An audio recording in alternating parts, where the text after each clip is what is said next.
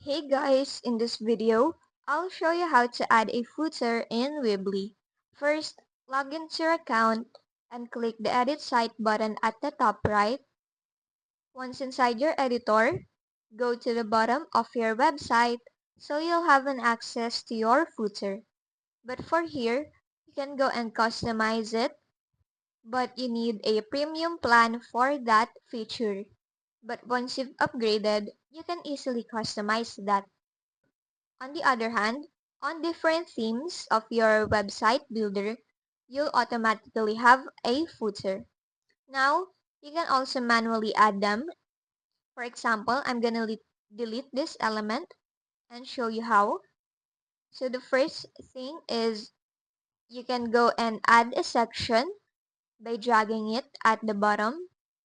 Then you can go and customize that. First is editing the background by changing the color of it to your liking or to the one that matches your site. Then you can also add a layout for it like a gallery, contact, menu, and featured or theme. So here, you can go to the elements panel at the left. So for example, I'm gonna add a social icons for my footer. But first, I'm gonna add a color block here.